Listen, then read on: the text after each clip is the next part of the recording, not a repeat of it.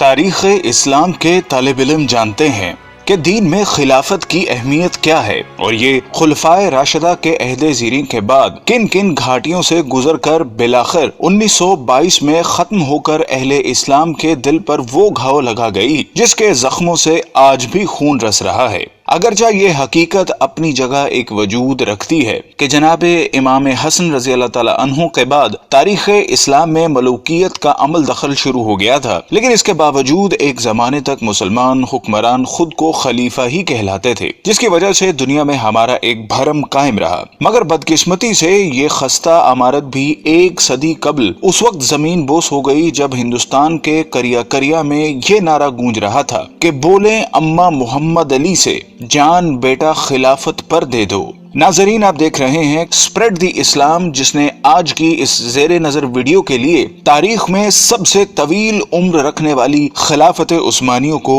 اپنا موضوع سخن بنایا ہے، جس میں اس عہد کے سرسری جائزے کے ساتھ ساتھ اس معاہدے کا بھی خاص طور پر تذکرہ کیا جائے گا جو کہ اس کے خاتمے کے وقت اتحادی قوتوں اور اس کے شکست خوردہ حکمران کے درمیان طے ہوا تھا، جس کی عمر 100 سال مقرر کی گئی تھی، اور ہم جانتے ہیں کہ یہ مدت آئندہ سالوں میں ختم ہو جانے والی ہے، جس کے بعد نہ صرف عالم اسلام بلکہ پوری دنیا میں ایک بہت بڑی تبدیلی کے مواقع موجود ہیں۔ لیکن اصل موضوع کی جانب بڑھنے سے قبل ہمارے اس قافلہ تحقیق و جستجو میں نئے شامل ہونے والے ساتھیوں سے درخواست ہے کہ وہ پہلے چینل کو سبسکرائب کر کے ساتھ موجود گھنٹی کی علامت کو بھی دبا دیں تاکہ اسی نوع کی ہماری دیگر ویڈیوز بھی ایک خودکار نظام کے ذریعے آپ تک پہنچتی رہیں۔ معزز ناظرین، بنو امیہ کی حکومت کے خاتمے کے بعد 132 ہجری میں خلافت بنو عباس کا قیام عمل میں آیا، جو کہ قریب 5 صدیوں تک قائم رہی، اور اس زمانے میں بغداد نہ صرف علم و حکمت کا گھر تصور ہوتا تھا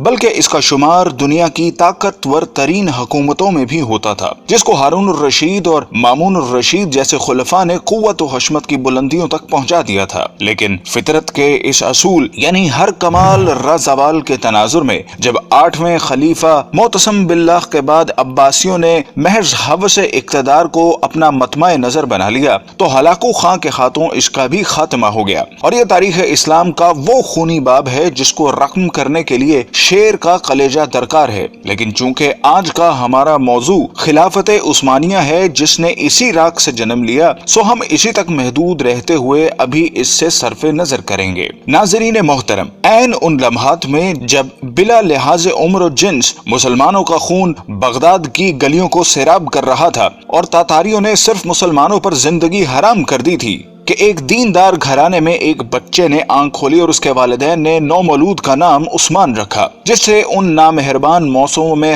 ہر ممکن حد تک اچھی تربیت کی گئی، اور جب وہ جوانی کی حدود میں پہنچا تو اس نے اپنا روحانی تعلق ایک درویش خدا مست سے قائم کر لیا، اور پھر ایک دن اس نے خواب دیکھا کہ اس کے مرشد کے سینے سے ایک چاند نکل کر اس پر سایہ فگن ہو گیا ہے۔ ساتھ ہی اس نے دیکھا کہ اس کے قدموں سے ایک درخت نے جنم لیا جو دیکھتے ہی دیکھتے نہ صرف جوان ہو گیا بلکہ اس کی شاخوں نے دنیا کے ایک بہت بڑے حصے کو بھی اپنی لپیٹ میں لے لیا ہے، اور اسی کی کوکھ سے اس نے 4 دریاؤں اور 4 پہاڑوں کو بھی نکلتے دیکھا۔ خواب سے بیداری کے بعد جب عثمان نے یہ خواب اپنے پیر و مرشد کے سامنے بیان کیا تو انہوں نے کہا، مبارک ہو، اللہ نے تمہیں اور تمہاری اولاد کو اپنے دین کے لیے چن لیا ہے۔ ناظرین گرامی، یہ 1299 کا سال تھا جب فطرت نے عثمان کو دولت عثمانیہ قائم کرنے کی قوت بخشی۔ یہ نوزائندہ اسلامی مملکت اس بازنطینی حکومت کے پڑوس میں قائم ہوئی جس کو آج ہم اہل روم کی حکومت سے موسوم کرتے ہیں۔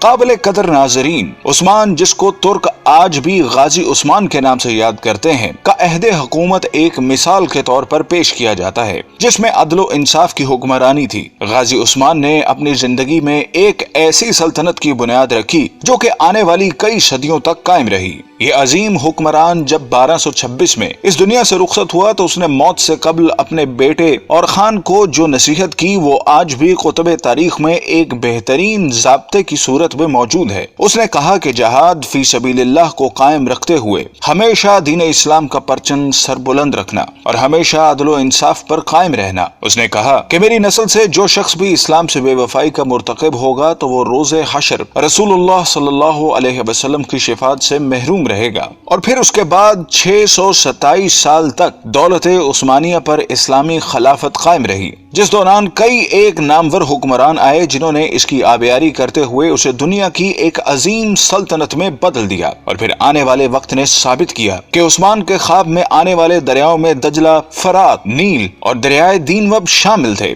جبکہ پہاڑوں میں کوہ طور، کوہ بلقان، کوہ کاف اور کوہ اطلس تھے جو کہ بعد ازاں اس کی قلم روح کا حصہ بنے۔ ناظرین گرامی، جیسا کہ ہم نے عرض کیا کہ 1922 میں اس وقت خلافت عثمانیہ کو ایک بین الاقوامی معاہدے کی روح سے ختم کر دیا گیا، جس کے بعد اسلامی حکومتی مرکز کی چھتری سے نکل کر علیحدہ علیحدہ تشخص کی حامل ہو گئیں۔ لیکن ہم میں سے بہت کم لوگ ایسے ہیں جو اس معاہدے کے بارے میں آگاہ ہوں، جن کی تفصیلات ہم آپ کے سامنے رکھ رہے ہیں، جن کو جاننے کے بعد ہمیں امید ہے کہ آپ دنیا کے موجودہ حالات اور اس میں عالم اسلام کے حالت زار کے بارے میں بہتر تجزیہ کر سکیں گے۔ جب پہلی جنگ عظیم کے بعد ترکوں کو شکست فاش کا سامنا کرنا پڑا تو اس کے بعد اتحادی ممالک جن میں برطانیہ اور فرانس جیسی قوتیں شامل تھیں نے ترک سلطان سے معاہدے میں یہ شرطیں بنوائیں جن کے مطابق سلطان کی تمام ذاتی املاک کو ضبط کر لیا گیا، خلافت عثمانیہ جو کہ 3 بر اعظموں پر پھیلی تھی کو توڑ دیا گیا، اور آپ اس کی وسعت کا اندازہ لگانا چاہیں تو حیران رہ جائیں گے کہ اس کو توڑنے کے بعد دنیا میں 40 آزاد ممالک وجود میں آئے، جن میں آج کی دنیا کے بیشتر اسلامی ملک شامل ہیں۔ گویا مسلمانوں کی قوت مختلف 40 دائروں میں تقسیم ہو کر رہ گئی، جس کے بعد یہودی اور نصرانی دنیا کے لیے سپر پاور بننے کا راستہ ہموار کیا گیا۔ ترکی جو کہ اس سے قبل عالم اسلام کا مرکز تصور ہوتا تھا کو سیکولر اسٹیٹ کا درجہ دے دیا گیا، سلطان کے 3 بر اعظموں پر پھیلے ہوئے اثاثوں کو ضبط کر لیا گیا، اور ترکی میں آئندہ 100 سال تک اسلامی نظام کے نفاذ اور خلافت پر پابندی عائد کر دی گئی۔ اس کے علاوہ اس کو معاشی طور پر تباہ و برباد کرنے کے لیے یہ شرط بھی رکھی گئی کہ وہ اگلے 100 سال تک اپنی معدنیات جن میں تیل کی نمایاں دولت تھی کو استعمال نہیں کرے گا، اور تیل کے مزید کنویں بھی نہیں کھودے جائیں گے۔ جبکہ مزید ظلم یہ کیا گیا کہ اس کی بندرگاہ باسفورس پر ترکی کی ملکیت کو ختم کرتے ہوئے اسے عالمی تصرف میں دے دیا گیا، اور یہ شرط رکھی گئی کہ ترک اس سے کسی بھی قسم کا ٹیکس وصول نہ کر سکیں گے۔ یہ تمام شرائط نافذ کرنے کے بعد ساتھ ہی یہ بھی طے کر دیا گیا کہ ترک سلطنت اگلے 100 سال تک اس معاہدے کا احترام کرنے کی پابند ہوگی۔ ناظرین گرامی، وقت اپنی مخصوص رفتار کے ساتھ چلتا رہا اور ترک مسلمانوں اور بالعموم تمام عالم اسلام نے یہ صدی کس کرب سے گزاری۔ اگر اس داستان خون رنگ کو لکھنے کی جسارت کی جائے تو ظاہر ہے ایک پوری کتاب کی ضرورت پڑے گی، لیکن یہ عہد پرآشوب اپنی تمام تر حشر سامانیوں کے ساتھ اب اپنی آخری سانسیں لے رہا ہے، اور اب مزید کچھ سال بعد ترکی اس معاہدے سے آزاد ہونے والا ہے جس نے 100 سال تک اس کی آزادی کو اس سے چھینے رکھا۔ لیکن جو وقت قریب آ رہا ہے تو اسلام مخالف قوتوں کی راتوں کی نیند میں خلل آنے لگا ہے کہ اس معاہدے کے بعد دنیا میں ایک بار پھر نئے دور کا آغاز ہونے والا ہے، جس کی طاقتور شہادتیں ترکی کی موجودہ قیادت جو کہ مرد حر طیب اردغان کا قول و عمل دے رہا ہے۔ ہر چند کے گزشتہ ایک صدی میں ترکی کو اسلام سے دور رکھنے کی ہر ممکنہ کوشش کی گئی، لیکن اس کے باوجود حالات گواہی دے رہے ہیں کہ وہ چنگاری جس کو اغیار نے اپنی مکاری سے دبانے کی سرتوڑ کوششیں کی، وہ ایک بار پھر شعلہ بننے کے لیے بےتاب ہیں۔ بلکہ اگر طیب اردغان کے طرز عمل پر ذرا سا بھی غور کریں تو یہ بات کھل کر سامنے آتی ہے کہ برما کا معاملہ ہو یا کشمیر کا مسئلہ،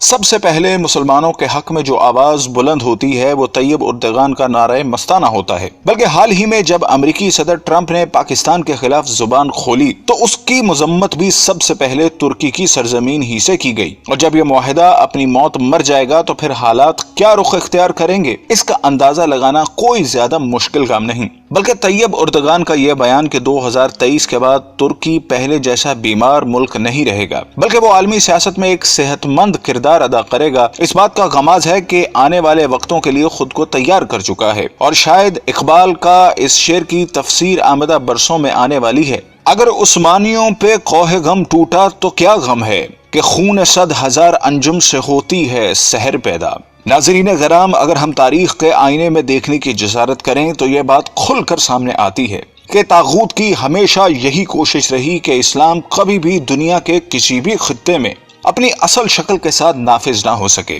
اور اگر ماضی میں بھی کبھی ایسی کوشش کی بھی گئی تو اس کی مخالفت میں تمام ابلیسی قوتیں متحد ہو گئیں، جس کی تازہ ترین مثال ملا عمر کے افغانستان میں اسلام کے نفاذ کی کوشش تھی، جو طاغوت کے لیے ایک ڈراؤنا خواب تھا، جس کے مقابلے میں ہم نے دیکھا کہ دنیا کی تمام قوتیں اس پسماندہ ترین ملک کے خلاف صف آرا ہو گئیں، اور نہ ہی وہ طاقتیں جن کے بارے میں اللہ رب العزت کا ارشاد ہے کہ یہ کبھی تمہاری دوست نہیں ہو سکتی، بلکہ یہ آپس میں ہی ایک دوسرے کی دوست ہیں، یہ گوارا کرتی ہے کہ ملت اسلامیہ کبھی ایک مرکز تلے جمع ہو سکے، اور یہی وجہ ہے کہ انہوں نے اسلام کی خلافت کو ختم کر کے اپنے تئیں ایک بہت بڑا معرکہ سر کر لیا تھا، اور اس خوش فہمی میں مبتلا تھیں کہ شاید ایک صدی کی گرد تلے دبے یہ ترک مسلمان دوبارہ اپنی فطرت کی طرف مراجعت اختیار نہیں کر سکیں گے، لیکن وقت کے تیور بتا رہے ہیں کہ اب ان کا یہ خواب پورا نہیں ہو سکے گا، اور ایک دفعہ پھر دنیا میں خلافت کی بنیاد رکھی جائے گی، کیونکہ حضور صلی اللہ علیہ وسلم کی حدیث کے مطابق قیامت سے قبل خلافت قائم ہو کر رہے گی۔ قال رسول اللہ صلی اللہ علیہ وسلم تکون النبوۃ فیکم ما شاء اللہ ان تکون، نبوت رہے گی تمہارے مابین مسلمانوں جب تک کہ اللہ چاہے گا کہ وہ رہے، یعنی میں رہوں گا۔ ثم یرفع اللہ اذا شاء یرفعها، پھر اللہ اسے اٹھا لے گا جب اللہ چاہے گا کہ اسے اٹھا لے، یعنی پھر میرا انتقال ہو جائے گا، نبوت ختم ہو جائے گی، اب تمہارے مابین نبوت کی برکات و سعادتیں نہیں رہیں گی۔ ثم تکون خلافت علی منہاج النبوہ، پھر اس کے بعد ایک دور ہوگا خلافت کا جو بالکل نبوت کے طریق پر ہوگی، نبوت کے نقش قدم پر ہوگی، جو نظام میں نے قائم کیا جوں کا توں بغیر کسی بال کے فرق کے وہ قائم رہے، فتکون ما شاء اللہ ان تکون، پھر وہ بھی رہے گا جب تک کہ اللہ چاہے گا کہ رہے۔ ثم یرفع اللہ اذا شاء یرفعها، پھر اللہ اسے بھی اٹھا لے گا جب چاہے گا کہ اٹھا لے۔ ثم تکون ملکا عاضا، عض یعض کہتے ہیں دانتوں سے کاٹنے کو، پھر اس کے بعد ایک دور آئے گا جو کاٹ کھانے والی ملوکیت کا دور ہوگا۔ یہ جیسا کہ میں عرض کر چکا ہوں، یہ ملوکیت جو مسلمانوں کی تھی، اور ان میں جو جو مظالم ہوئے ہیں، اچھے لوگ بھی آئے ہیں، یقیناً آئے ہیں، آخر 12 خلفاء کی تعداد انہی میں سے پوری ہوگی۔ ثم تکون ملکا عاضا، پھر کاٹ کھانے والی ملوکیت آئے گی، فتکون ما شاء اللہ ان تکون، تو وہ بھی رہے گی جب تک اللہ چاہے گا۔ ثم یرفع اللہ اذا شاء یرفعها، پھر اللہ اٹھا لے گا اسے بھی جب چاہے گا۔ ثم تکون ملکا جبریا، پھر ایک مجبوری والی ملوکیت آئے گی، غلامی والی، جس کو ہم ویسٹرن کولونیلزم کہتے ہیں، یورپین کولونیلزم۔ کہیں انگریز ملکہ وکٹوریہ کے ہم غلام ہو گئے، کہیں جو ہے ہسپانوی آ گئے، کہیں پر اطالوی آ گئے، کہیں پر فرانسیسی آ گئے، کہیں پر ولندیزی آ گئے، کہیں پر پرتگیزی آ گئے، اس طرح سے پورا عالم اسلام گرفت میں آ کے ساتھ۔ ثم تکون ملکا جبریا فتکون ما شاء اللہ ان تکون، پھر وہ بھی رہے گا جب تک کہ اللہ چاہے گا۔ ثم یرفع اللہ اذا شاء یرفع، پھر اللہ اسے بھی اٹھا لے گا جب چاہے گا کہ اٹھا لے۔ ثم تکون خلافت علی منہاج النبوہ، پھر آئے گا ایک دور خلافت علی منہاج النبوہ کا۔ ثم سکت النبی صلی اللہ علیہ وسلم، اس کے بعد خاموش ہو گئے حضور۔ تاریخ انسانی کا یہ آخری دور ہوگا۔ مسند احمد میں موجود حدیث کے مطابق حضور صلی اللہ علیہ وسلم نے 5 ادوار کا ذکر فرمایا ہے۔ آپ صلی اللہ علیہ وسلم نے فرمایا کہ تمہارے اندر نبوت کا دور رہے گا جب تک اللہ چاہے، پھر اللہ اسے اٹھا لے گا جب اٹھانا چاہے گا، یعنی جب تک حضور صلی اللہ علیہ وسلم رہے وہ دور رہا۔ اس کے بعد حضور صلی اللہ علیہ وسلم نے دوسرے دور کا ذکر فرمایا، پھر خلافت منہاج النبوہ قائم ہوگی، پس یہ دوسرا دور بھی جاری رہے گا جب تک اللہ چاہے گا، پھر جب اللہ چاہے گا اسے بھی اٹھا لے گا۔ اس کے بعد حضور نے تیسرے دور کا ذکر فرمایا کہ اس کے بعد کاٹ کھانے والی حکومت کا دور آئے گا۔ حکومت کا یہ دور بنو امیہ اور بنو عباس کی ملوکیت کا دور تھا۔ آپ نے ارشاد فرمایا یہ دور بھی رہے گا جب تک اللہ چاہے گا، پھر اسے بھی ختم فرما دے گا۔ پھر حضور صلی اللہ علیہ وسلم نے چوتھے دور کا ذکر فرمایا، پھر جابرانہ بادشاہت کا ایک دور آئے گا۔ جابرانہ بادشاہت سے مراد غیروں کی غلامی کا زمانہ ہے۔ پھر حضور نے 5ویں دور کا ذکر فرمایا کہ پھر خلافت منہاج النبوت قائم ہوگی۔ यानी फिर पहले ही की तरह खिलाफत का दौर आएगा जो नबूवत के नक्शे पर ही कायम होगा। हमारा ईमान है कि वो दौर लाजमन आएगा जिसकी खबर हुजूर ने दे दी है कि आप सल्लल्लाहु अलैहि वसल्लम सच्चे हैं और आपकी खबर कभी गलत नहीं हो सकती। नाज़रीन गिराम, खिलाफत उस्मानिया की सरजमीन पर तैयब अर्दगान जैसी शख्सियत की मौजूदगी इस बात की दलालत कर रही है कि शायद आने वाला वक्त एक दफा फिर इस उम्मत को एक झंडे तले जमा करने के लिए अपनी चाल चल चुका है। हमारी दुआ है कि खुदा वो वक्त जल्दी लाए कि उम्मत के इन जरखेज और मुकद्दर दिमागों के अंदर वो एहसास ज़िया जन्म ले सके जो कि इत्तेहाद उम्मत के रास्तों का नकीब बन सके। आमीन।